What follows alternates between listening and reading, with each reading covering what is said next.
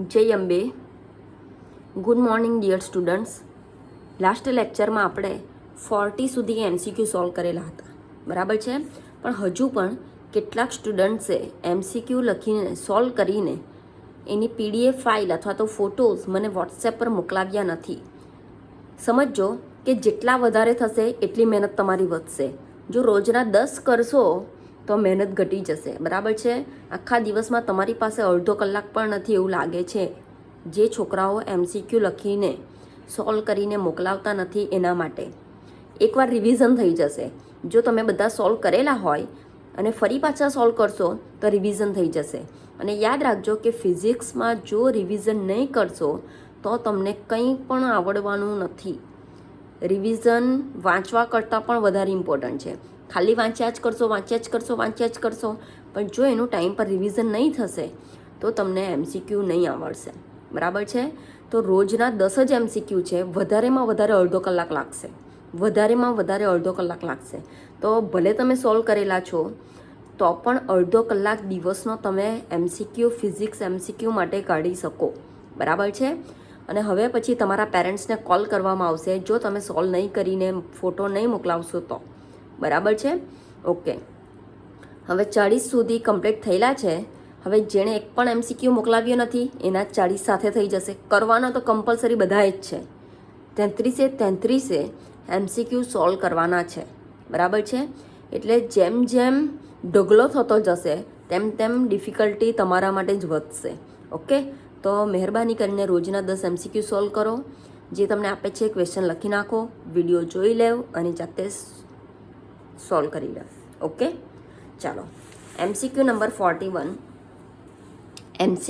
41 જો ઓક્ટોબર 2014માં પૂછાયેલો છે. કોઈ એક ગોળાના કેન્દ્ર પર એક વિદ્યુત ડાયપોલ મૂકવામાં આવે તો ગોળાના પૃષ્ઠ સાથે સંકળાતું વિદ્યુત ફ્લક્સ. ચાલો સમજો, એક ગોળો છે, ગોળાના કેન્દ્ર પર એક ડાયપોલ મૂકવામાં આવે છે. ડાયપોલ તો મિત્રો તમને ખબર હશે, ડાયપોલ એટલે કે બે વિદ્યુતભારો સમાન મૂલ્યના અને પરસ્પર વિરુદ્ધ દિશામાંના, એટલે કે +Q અને -Q બે વિદ્યુતભારો એ વિદ્યુત ડાયપોલની રચના કરે છે, બરાબર છે. સમાન મૂલ્યના અને પરસ્પર વિરુદ્ધ દિશામાંના બે વિદ્યુતભારો એકબીજાથી પરિમિત અંતરે રહેલા હોય ત્યારે બનેલ તંત્રને કહેવામાં આવે છે વિદ્યુત ડાયપોલ, બરાબર. તો આ વિદ્યુત ડાયપોલને ગોળાના કેન્દ્ર પર મૂકવામાં આવેલ છે. ઓકે, તો ગોળાના પૃષ્ઠ સાથે સંકળાતું વિદ્યુત ફ્લક્સ એટલે કે ફાઈ ફાઇન્ડ કરવાનું છે. તો મિત્રો તમને આઈડિયા હશે કે ફ્લક્સ માટેનું સૂત્ર આપણી પાસે છે. ગાઉસના નિયમ પ્રમાણે ગોળાના પૃષ્ઠ સાથે સંકળાયેલું ફ્લક્સ ફાઈ બરાબર summation of Q upon epsilon 0. Summation of Q એટલે કે કુલ વિદ્યુતભાર. તો અહીંયા કુલ વિદ્યુતભાર કેટલો થશે? સમેશન ઓફ Q બરાબર +Q - Q બરાબર શું થશે? 0. તો ફાઈ બરાબર પણ શું થશે? 0. ક્લિયર છે કોઈ પ્રોબ્લેમ?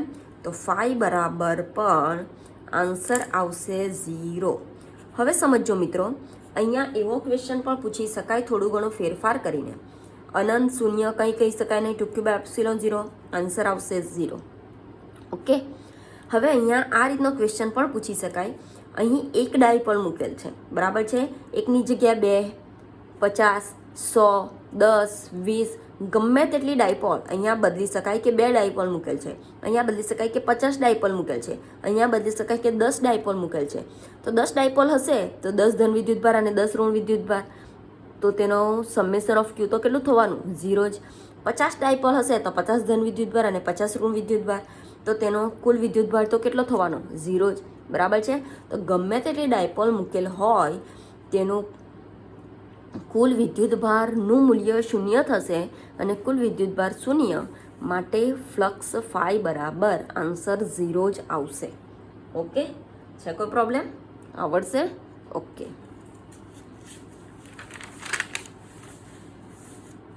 ત્યાર પછી MCQ નંબર 42.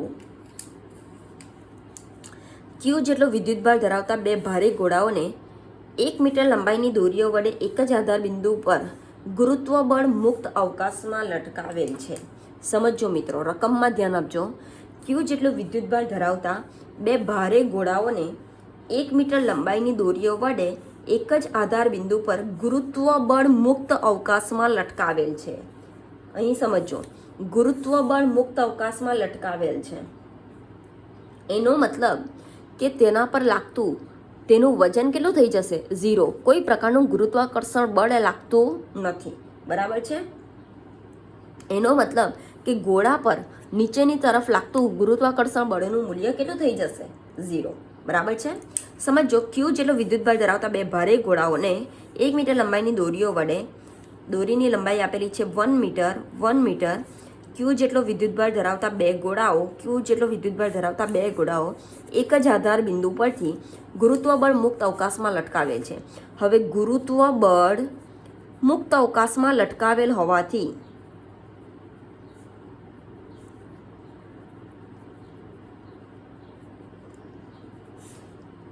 તેના પર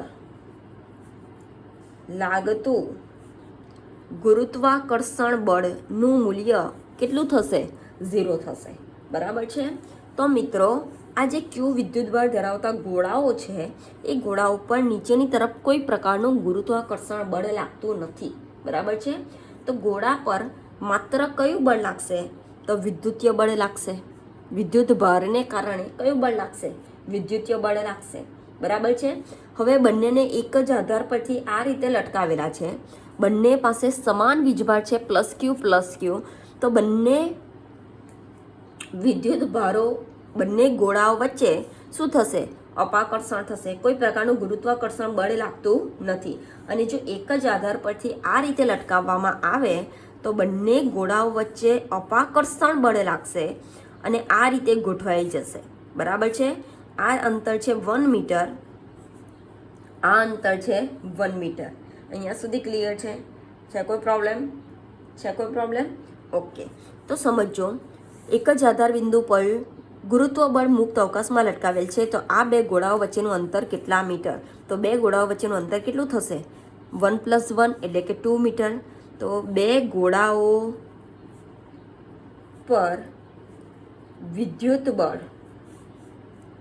લાગશે અને સમાન વિદ્યુત ભારને કારણે અપાકર્ષણ બળ લાગશે. બરાબર છે? જેને કારણે આ પોઝિશનમાં ગોઠવાઈ જશે. માટે બે ગોળાઓ વચ્ચેનું અંતર 1 મીટર + 1 મીટર બરાબર કેટલું થશે? 2 મીટર થશે. બરાબર છે? બરાબર કેટલા મીટર થશે? 2 મીટર થશે. તો આન્સર આવશે સી. ક્લિયર છે? છે કોઈ પ્રોબ્લેમ? ઓકે. ચાલો, MCQ નંબર 43. રકમમાં ધ્યાન આપજો. એક બિંદુવત વિદ્યુતભાર Q કોઈ એક બિંદુ P પાસે મૂક્યો છે. એક બિંદુવત વિદ્યુતભાર Q એ કોઈ બિંદુ P પાસે મૂક્યો છે. બરાબર છે? ઓકે. P બિંદુ નજીક એક બંધ પૃષ્ઠ મૂક્યું છે. P બિંદુ નજીક એક બંધ પૃષ્ઠ મૂક્યું છે. માની લેમ કે આવું કોઈ એક બંધ પૃષ્ઠ છે. બરાબર છે? સમજો, એક બિંદુવત વિદ્યુતભાર Q એ કોઈ એક બિંદુ P પાસે મૂક્યો છે અને P બિંદુ નજીક એક બંધ પૃષ્ઠ મૂક્યું છે. ઓકે. તો આ પૃષ્ઠમાંથી પસાર થતું ફ્લક્સ, આ પૃષ્ઠમાંથી પસાર થતું વિદ્યુત ફ્લક્સ, પૃષ્ઠમાંથી પસાર થતું વિદ્યુત ફ્લક્સ ફાઈ શોધવાનું કીધું છે. ઓકે, ફાઈ શોધવાનું કીધું છે. ચાલો હવે સમજો મિત્રો, તમને આઈડિયા હશે કે જો પૃષ્ઠની અંદર, સમજો, જો પૃષ્ઠની અંદર કોઈ વિદ્યુતભાર હોય, બે પ્રકારના વિદ્યુતભાર હોઈ શકે, ધન વિદ્યુતભાર અથવા તો ઋણ વિદ્યુતભાર. બરાબર છે? જો પૃષ્ઠની અંદર વિદ્યુતભાર હોય, ધન વિદ્યુતભાર અથવા તો ઋણ વિદ્યુતભાર, તો તમને વિદ્યુત ફ્લક્સ મળશે. તે તમને આઈડિયા હશે. બરાબર છે? માની લેવ કે કોઈ પૃષ્ઠની અંદર ધન વિદ્યુતભાર છે, તો ધન વિદ્યુતભારને કારણે તેની ક્ષેત્ર રેખાઓ બોલો બહારની તરફ હશે, તો તમને વિદ્યુત ફ્લક્સ મળશે. માની લેવ કે કોઈ બંધ પૃષ્ઠની અંદર ઋણ વિદ્યુતભાર છે, ઋણ વિદ્યુતભાર છે તો તેની ક્ષેત્ર રેખાઓ અંદરની તરફ હશે, તો તમને વિદ્યુત ફ્લક્સ મળશે. બરાબર છે? પણ અહીં પૃષ્ઠની અંદર કોઈ પ્રકારનો વિદ્યુતભાર નથી. સમજો, પૃષ્ઠની અંદર કોઈ પ્રકારનો વિદ્યુતભાર નથી, પણ પૃષ્ઠની બહાર વિદ્યુતભાર છે. સમજો, બંધ પૃષ્ઠની બહાર વિદ્યુતભાર આવેલો છે. હવે બંધ પૃષ્ઠની બહાર વિદ્યુતભાર આવેલો છે, એ વિદ્યુતભારને કારણે શું ઉત્પન્ન થશે? ક્ષેત્ર રેખા ઉત્પન્ન થશે. તો એ ક્ષેત્ર રેખાઓ, સમજો મિત્રો, એ ક્ષેત્ર રેખાઓ જેટલી પૃષ્ઠની અંદર દાખલ થાય છે એટલી જ પૃષ્ઠની બહાર પણ નીકળી જાય છે. આઈડિયા આવે છે? સમજો, જો બંધ પૃષ્ઠની અંદર ધન અથવા તો ઋણ વિદ્યુતભાર હોય તો ધન વિદ્યુતભાર હોય તો તેની ક્ષેત્ર રેખાઓ બહારની તરફ જશે, જો ઋણ વિદ્યુતભાર હોય તો તેની ક્ષેત્ર રેખાઓ અંદરની તરફ જશે, અને જેને કારણે આપણને વિદ્યુત ફ્લક્સ મળશે. બરાબર છે? પણ અહીં બંધ પૃષ્ઠની બહાર ક્યુ જેટલો વિદ્યુતભાર છે. આ વિદ્યુતભારને કારણે વિદ્યુત ક્ષેત્ર ઉત્પન્ન થશે. વિદ્યુત ક્ષેત્રને કારણે જે ક્ષેત્ર રેખાઓ છે એ પૃષ્ઠની અંદર દાખલ થશે, અને જેટલી પૃષ્ઠની અંદર દાખલ થાય છે એટલી જ પૃષ્ઠની બહાર પણ નીકળી જાય છે. આઈડિયા છે? આઈડિયા આવે છે કે જો વિદ્યુતભાર કોઈ બંધ પૃષ્ઠની બહાર હોય, જો વિદ્યુતભાર કોઈ બંધ પૃષ્ઠની બહાર હોય તો જેટલી ક્ષેત્ર રેખાઓ દાખલ થાય છે એટલી જ ક્ષેત્ર રેખાઓ બહાર પણ નીકળે છે. એટલી જ ક્ષેત્ર રેખાઓ બહાર પણ નીકળે છે.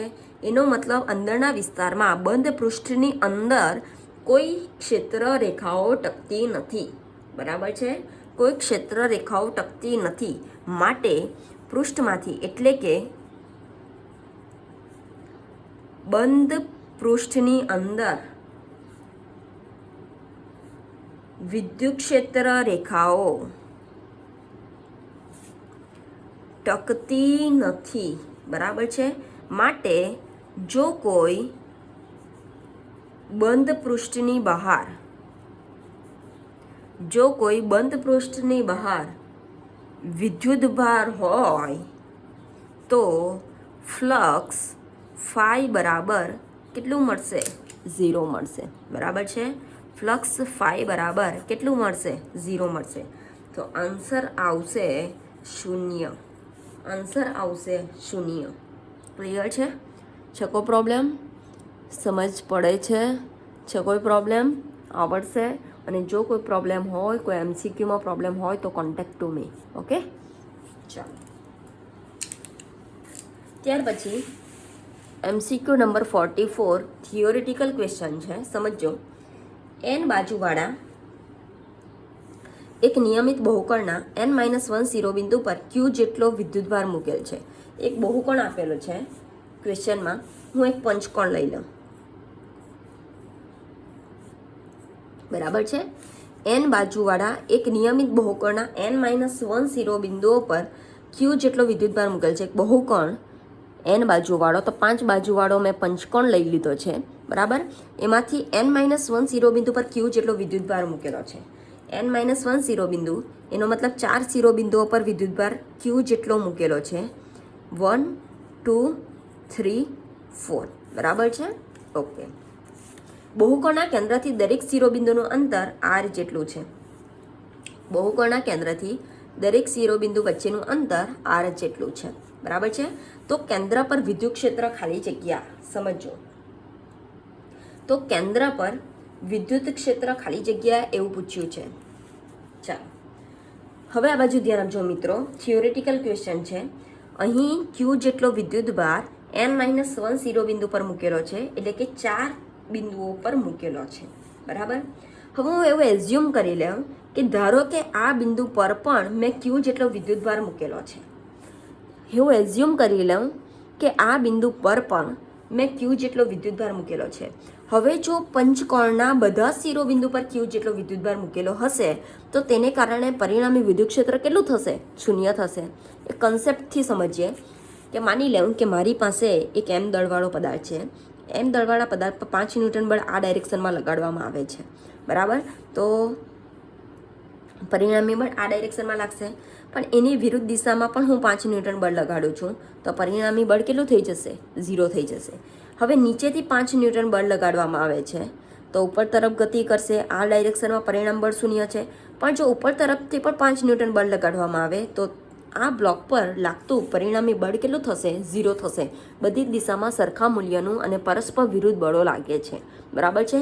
તો હું એવું એઝ્યુમ કરી લઉં કે અહીંયા પણ મેં ક્યુ જેટલો વિદ્યુતભાર મૂકેલો છે. હવે જો અહીંયા પણ ક્યુ જેટલો વિદ્યુતભાર મૂકવામાં આવે તો આ બધા વિદ્યુતભારોને કારણે કેન્દ્ર પર પરિણામી વિદ્યુત ક્ષેત્ર કેટલું થશે? 0 થશે. બરાબર છે. પરિણામી વિદ્યુત ક્ષેત્ર કેટલું થશે? 0 થશે. અહીંયા સુધી ક્લિયર છે કોને પ્રોબ્લેમ? અને જો ક્યુ જેટલો વિદ્યુતભાર મૂકવામાં આવેલો હોય તો એને લીધે વિદ્યુત ક્ષેત્રની દિશા કઈ તરફ હશે? વિદ્યુત ક્ષેત્રની દિશા ધન વિદ્યુતભાર છે માટે વિદ્યુત ક્ષેત્રની દિશા કઈ તરફ હશે? કેન્દ્ર તરફ હશે. બરાબર છે કોઈ પ્રોબ્લેમ? પણ મજાની વાત એ છે કે અહીં માત્ર n-1 શિરોબિંદુ પર જ વિદ્યુતભાર મૂકેલો છે. 5મા શિરોબિંદુ પર વિદ્યુતભાર મૂકેલો નથી. બરાબર છે. 5મા શિરોબિંદુ પર વિદ્યુતભાર મૂકેલો નથી. તો જો અહીં વિદ્યુતભાર મૂકવામાં આવે તો પરિણામી વિદ્યુત ક્ષેત્ર શૂન્ય થશે.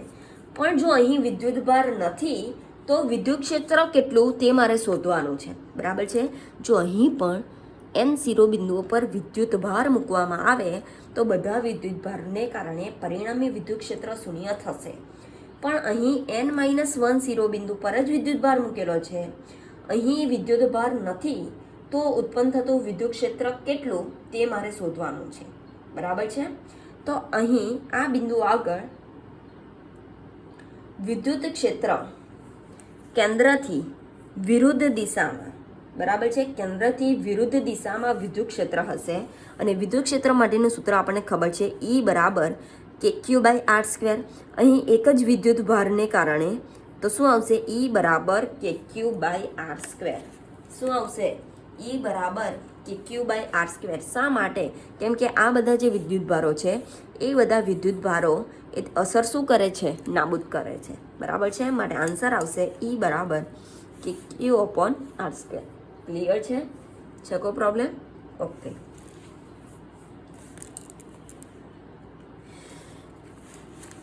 ચાલો, જે સમજાવ્યું છે તે લખવાની જરૂર નથી ને?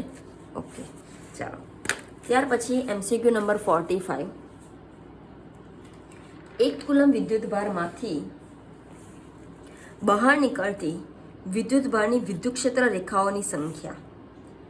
વિદ્યુત ક્ષેત્ર રેખાઓની સંખ્યાની વાત કરી છે મિત્રો. સમજો.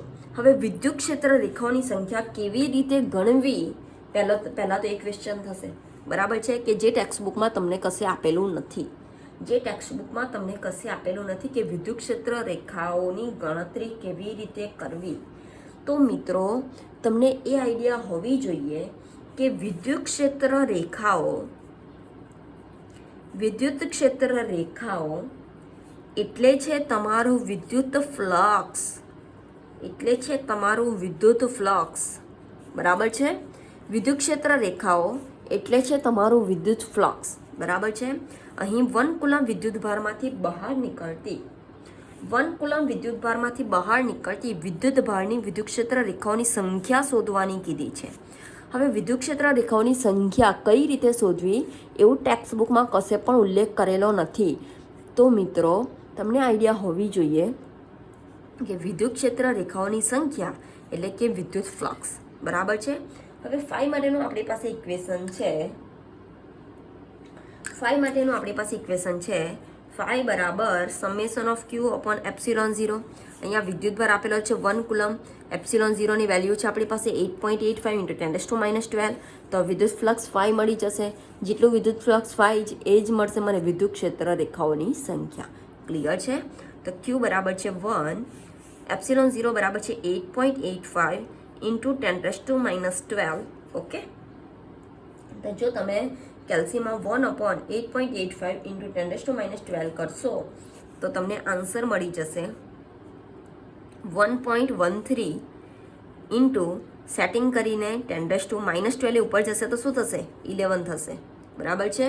અને દશાંશ ચિહ્ન પાછળ જાય તો ઘાતમાં શું થશે? ઘટાડો થશે. 0.113 મળશે ઇન્ટુ 10⁻12. દશાંશ ચિહ્ન પાછળ જશે તો ઘાતમાં ઘટાડો તો 1.13 × 10⁻11. ક્લિયર છે? છે કોઈ પ્રોબ્લેમ? 1.13 ઇન્ટુ 10⁻11 આ થશે મારી વિદ્યુત ક્ષેત્ર રેખાઓની સંખ્યા. આ જ સેમ ક્વેશ્ચન 2012માં પણ પૂછાઈ ગયો છે અને 2014માં પણ પૂછાઈ ગયો છે, પણ માત્ર 2012માં આ 1 કુલમની જગ્યાએ હતું 2 કુલમ અને 2014માં 1 કુલમની જગ્યાએ હતું 78.32 ઇન્ટુ 10⁻10 કુલમ. બરાબર છે? તો આ બંને ક્વેશ્ચન તમારે સોલ્વ કરવાના રહેશે. ઓકે, અહીંયા માત્ર ક્યુની જગ્યા આવશે 2 કુલમ અને 2014માં ક્યુની જગ્યા આવશે 78.32 ગુણ્યા 10⁻10 કુલમ. ક્લિયર છે? કોઈ પ્રોબ્લેમ? આવડશે? ઓકે, ચાલો. ત્યાર પછી મોસ્ટ ઇમ્પોર્ટન્ટ છે 2012, 2014 અને ગુજકેટ 2015માં પૂછાઈ ગયો છે. બરાબર છે? ઓકે, ક્વેશ્ચન સમજો. કોઈ એક પ્રક્રિયા દ્વારા ધાતુની તટસ્થ પ્લેટમાંથી 10⁻19 ઇલેક્ટ્રોનને દૂર કરવામાં આવે તો ધાતુની પ્લેટ પરનો વિદ્યુતભાર ખાલી જગ્યા 1 મિનિટ. હા,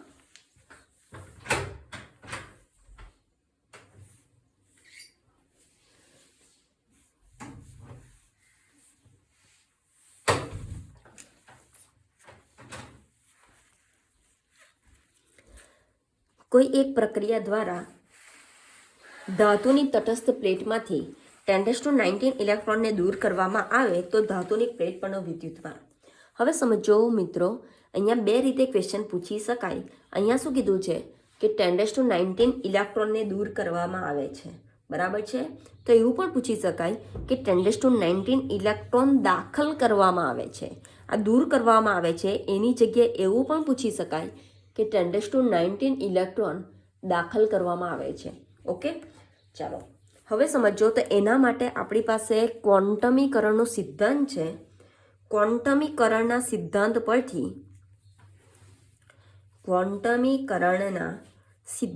પરથી આપણી પાસે ઇક્વેશન છે Q બરાબર ±Ne. બરાબર છે? Q બરાબર ±Ne. હવે શા માટે ± લખેલું છે? તો કોમન સેન્સની વાત છે, તમને આઈડિયા આવવી જોઈએ કે પ્લસ ક્યારે આવશે અને માઇનસ ક્યારે આવશે. તો જો ઇલેક્ટ્રોન દૂર કરવામાં આવે, બરાબર છે, ઇલેક્ટ્રોન દૂર કરવામાં આવે તો જે પ્લેટ છે એ પ્લેટ પરથી ઇલેક્ટ્રોન દૂર થઈ જશે. ઇલેક્ટ્રોન દૂર થઈ જશે તો પ્લેટ એ કેવી બનશે? ધન વિદ્યુતભારિત બનશે. આઈડિયા આવે છે? અને જો ધન વિદ્યુતભારિત બને તો શું યુઝ કરવામાં આવે છે? Q બરાબર +Ne. ક્લિયર છે? કે જો ઇલેક્ટ્રોનને દૂર કરવામાં આવે તો પ્લેટ ધન વિદ્યુતભારિત બનશે. બરાબર છે? અને ધન વિદ્યુતભારિત બનશે માટે ઇક્વેશન બની જશે Q બરાબર +Ne. ક્લિયર છે? હવે બીજી પોસિબિલિટી એવી છે કે જો ઇલેક્ટ્રોનને દાખલ કરવામાં આવે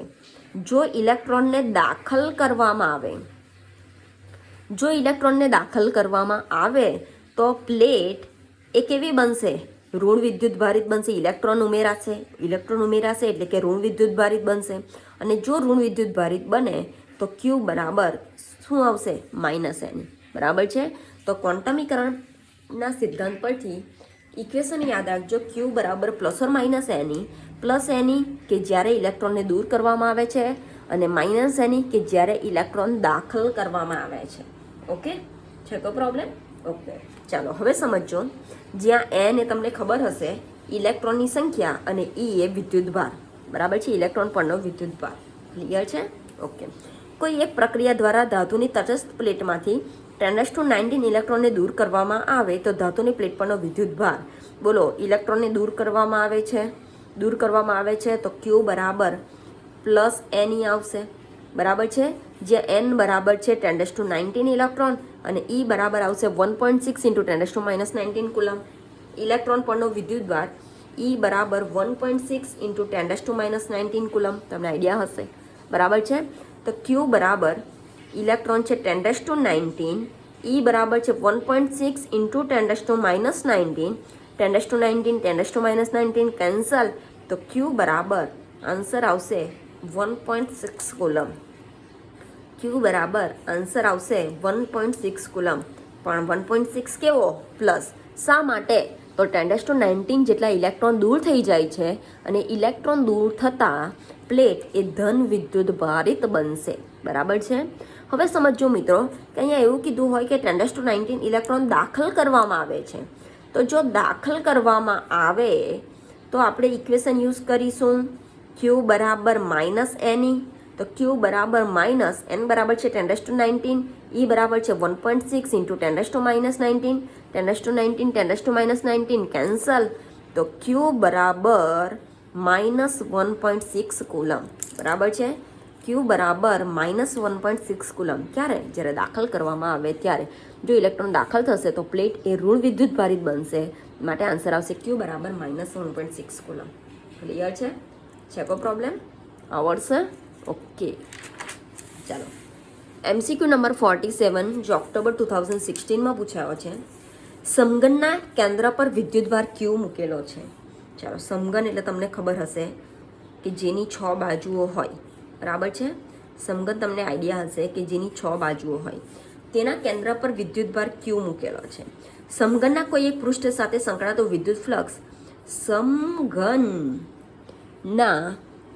પૃષ્ઠ સાથે સંકળાતું વિદ્યુત ફ્લક્સ એટલે કે ફાઈ ફાઇન્ડ કરવાનું છે. બરાબર છે. ચાલો, હવે આ કેન્દ્ર પર જે વિદ્યુત ભાર મૂકેલો છે Q જેટલો, એ વિદ્યુત ભારને કારણે જે વિદ્યુત ક્ષેત્ર રેખાઓ ઉત્પન્ન થશે, એ વિદ્યુત ક્ષેત્ર રેખાઓ એ સમઘનની બધી જ બાજુઓમાંથી નીકળશે. બરાબર છે. આ કેન્દ્ર પર મૂકેલા Q વિદ્યુત ભારને કારણે જે વિદ્યુત ક્ષેત્ર રેખાઓ ઉત્પન્ન થશે, એ વિદ્યુત ક્ષેત્ર રેખાઓ એ બધી જ બાજુઓમાંથી બહાર નીકળશે. તો સમઘનની બાજુઓ કેટલી છે? તો આ 1, આ 2, આ 3, આ 4, આ 5 અને એની પાછળની 6. બરાબર છે. આગળ પાછળની 5 ને 6. આઈડિયા આવે છે? સમઘનની બાજુઓ કેટલી આવશે? 6. ક્લિયર છે અહીંયા સુધી? છે કોઈ પ્રોબ્લેમ? હવે કેન્દ્ર પર મૂકેલા વિદ્યુત ભારને કારણે જે ક્ષેત્ર રેખાઓ બહાર નીકળે છે, જે વિદ્યુત ક્ષેત્ર ઉત્પન્ન થાય છે, એ વિદ્યુત ક્ષેત્ર એ 6 ભાગમાં વહેંચાઈ જશે. 6 ભાગ પડી જશે. બરાબર છે. તો આપણને કોઈ એક બાજુ સાથે સંકળાયેલ ફ્લક્સનું સૂત્ર ખબર છે. કોઈ એક બાજુ સાથે સંકળાયેલ ફ્લક્સ જો ફાઈ બરાબર વિદ્યુતભાર છે Q જેટલો, Q બાય એપ્સિલોન 0 હોય, તો અહીં સમઘનની 6 બાજુઓ હોવાથી સંકળાયેલ ફ્લક્સના 6 ભાગ પડી જશે. બરાબર છે. તો સંકળાયેલ ફ્લક્સ ફાઈ બરાબર Q અપોન એપ્સિલોન 0નો 6ઠ્ઠો ભાગ એટલે 6 એપ્સિલોન 0 થઈ જશે. તો ફાઈ બરાબર Q અપોન 6 એપ્સિલોન 0. અહીંયા સુધી ક્લિયર છે? કોઈ પ્રોબ્લેમ?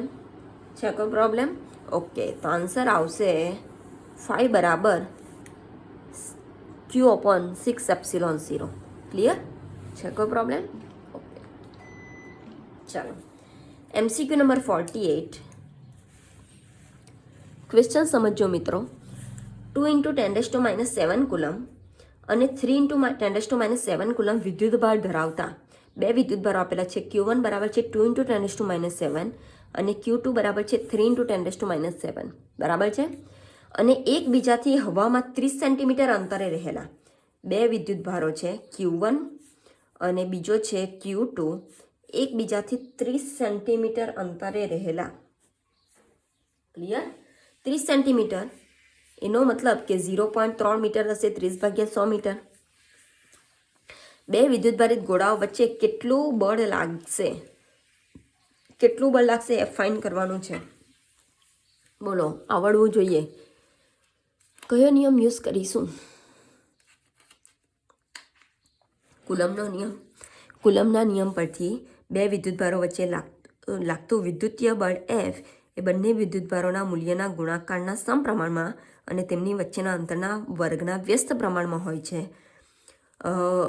સમપ્રમાણતા અચળાંક જશે તો કે આવશે. તો કુલમના નિયમ પરથી આપણી પાસે ઇક્વેશન છે F બરાબર કે Q1 Q2 upon R². Q1 આપેલું છે, Q2 આપેલું છે, R આપેલું છે. કેની વેલ્યુ આવશે 9 × 10⁹ બરાબર છે. તો F બરાબર 9 × 10⁹ ઇન્ટુ Q1 બરાબર છે 2 × 10⁻7 ઇન્ટુ Q2 બરાબર છે 3 × 10⁻7 અપોન R બરાબર છે 0.3 સ્ક્વેર એટલે કે 0.3 હોલ સ્ક્વેર. ઓકે, જો તમે કેલ્સીમાં કેલ્ક્યુલેશન કરશો 9 × 2 × 3 તો તમને 9 2 ઝા 18 3 ઝા 54 આવશે ઇન્ટુ 10⁻5 બરાબર છે. -14 + 9 એટલે 10⁻5 અપોન 0.3 સ્ક્વેર કરશો તો 9 × 10⁻2 થશે બરાબર છે. તો F બરાબર જો તમે 54/9 કરશો તો 9 6 ઝા 54, 9 6 54, તો 6 ગુણ્યા આ -2 ઉપર જશે તો +2 થઈ જશે. તો -5 + 2 તો 10⁻³ ન્યૂટન. અહીંયા સુધી ક્લિયર છે. તો F બરાબર 6 ગુણ્યા 10⁻³ ન્યૂટન આન્સર આવશે. હવે ઓપ્શન ચેક કરીએ. 6 ગુણ્યા 10⁻6 તો આ તો છે જ નથી, -6 તો છે જ નહીં, 10⁻3 તો આ બેમાંથી એક આન્સર આવી શકે બરાબર. પણ અહીંયા કીધું છે અપાકર્ષણ અને અહીંયા કીધું છે આકર્ષણ. તો સમજો મિત્રો, અહીંયા Q1 અને Q2, Q1ની વેલ્યુ છે 2 × 10⁻7 કુલમ અને Q2ની વેલ્યુ છે 3 × 10⁻7 કુલમ. એનો મતલબ કે બંને વિદ્યુતભારો ધન છે, બંને વિદ્યુતભારો ધન છે. અને જો બંને વિદ્યુતભારો ધન તો ધન વચ્ચે શું થશે? અપાકર્ષણ થશે. તો 6 ગુણ્યા 10⁻³ ન્યૂટન જેટલું કેવું બળ લાગે છે? અપાકર્ષણ બળ લાગે છે. તો આન્સર એ આવશે. ઓકે, છે કોઈ પ્રોબ્લેમ? ઓકે, ચાલો ત્યાર પછી MCQ નંબર 49. કુલમના નિયમ F બરાબર કે Q1 Q2 × R⁻n વડે અપાતો હોય તો R બરાબર ખાલી જગ્યા. ચાલો 1/2 -12 2 -2. ઇક્વેશન છે મારી પાસે F બરાબર કે Q1 Q2 R⁻n અહીંયા આપેલું છે બરાબર. મને કુલમના નિયમનું ઇક્વેશન ખબર છે. કુલમનો નિયમ માટેનું ઇક્વેશન આપણી પાસે છે F બરાબર કે Q1 Q2 અપોન R² બરાબર છે. હવે R⁻n આપેલું છે અને જો હું R⁻n માં કન્વર્ટ કરું તો કે Q1 Q2 R² ઉપર જશે તો R⁻² થઈ જશે બરાબર છે. અપોન R² છે, R² ઉપર જશે તો R⁻² થઈ જશે.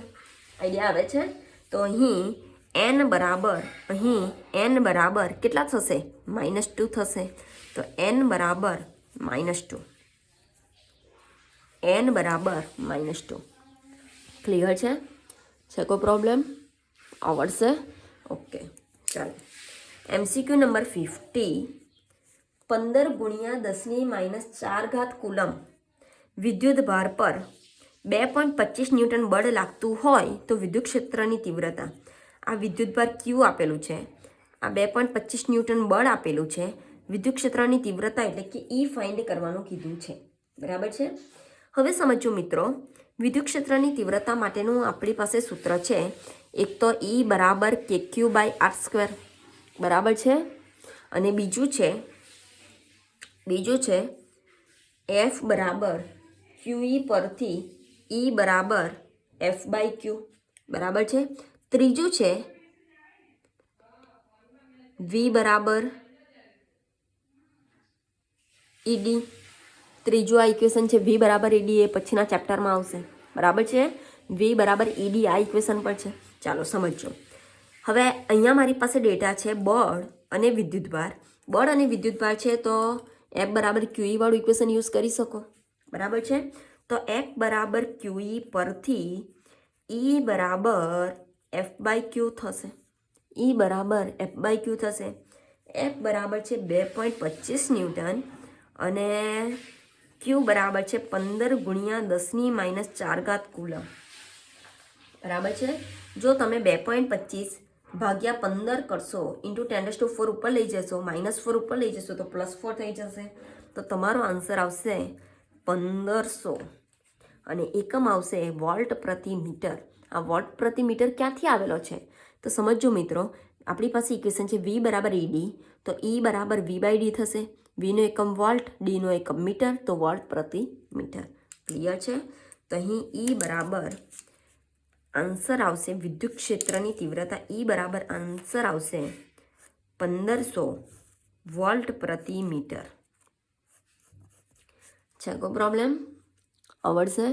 તો અહીંયા સુધી આપણા 50 MCQ કમ્પ્લીટ થાય છે. બરાબર છે? અગાઉ પણ હજુ ચેપ્ટર 1 કન્ટિન્યુ કરીશું, જે મોસ્ટ ઇમ્પોર્ટન્ટ MCQ કવર થઈ જાય.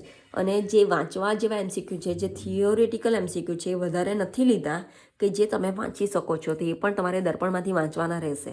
બરાબર છે?